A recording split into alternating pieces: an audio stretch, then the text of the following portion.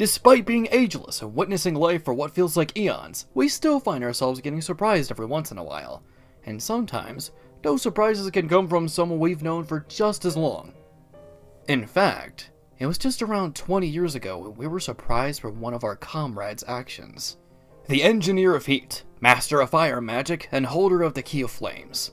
Despite seemingly being a walking furnace, the Engineer was once human.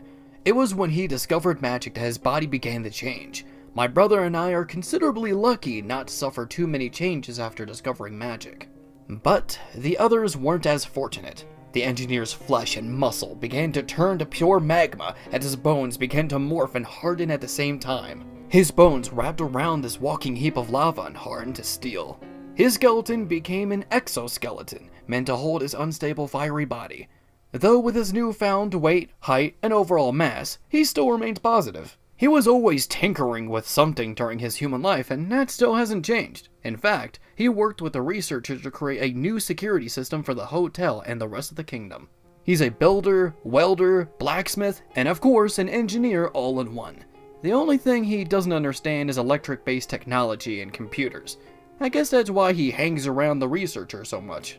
As the researcher knows more about computers and modern tech than the engineer knows more about construction and welding than the researcher. The two are able to build amazing things and have helped the Crimson Kingdom evolve into what it is now. An old-fashioned looking kingdom covered in steampunk gears, lights, and wires. Dare I say a futuristic city with a retro throwback. But if the engineer has to protect himself, then he will use his fiery body to blast through his enemy's forces. He can heat up his armor to be hot to the touch, raise the temperature of a certain radius, shoot fireballs, flamethrowers, and beams of pure heat. He can also spit out pools of magma if he has to, but he can only shoot so much fire or magma as that is his body he's technically shooting. After a while, he'll need some time to recover, though if a source of fire is around, he can consume it to regain some energy and even heal himself. The only other downside is his temper.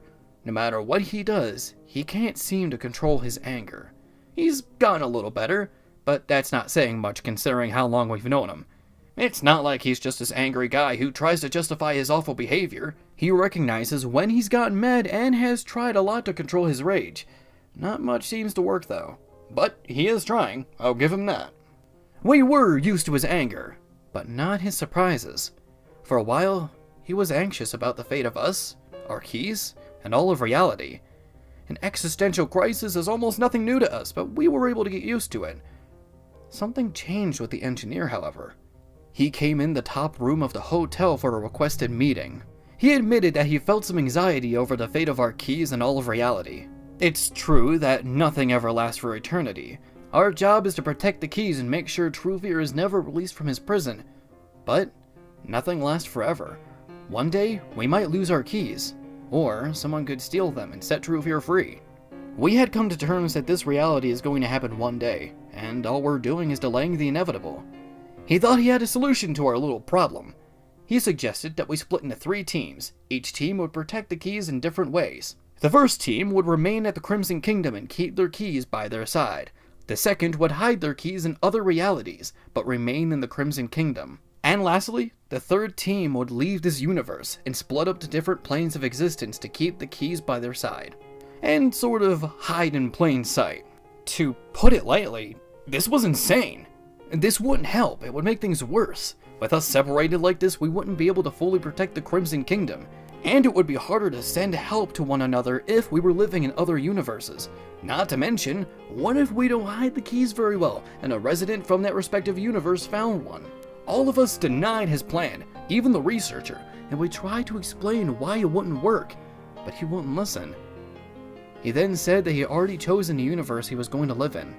This universe was practically a death trap. Most of that world was filled to the brim with monsters and there were barely any humans. He acknowledged this but proclaimed that those few people wielded a special power that had kept him safe for centuries. A power similar to his heat-based magic. It's true, it wouldn't be hard for him to blend in within that world, but it was far too risky.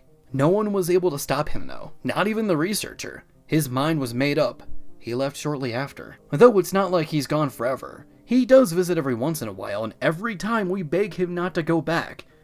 But he said that things were going better than expected. How come none of us believe that?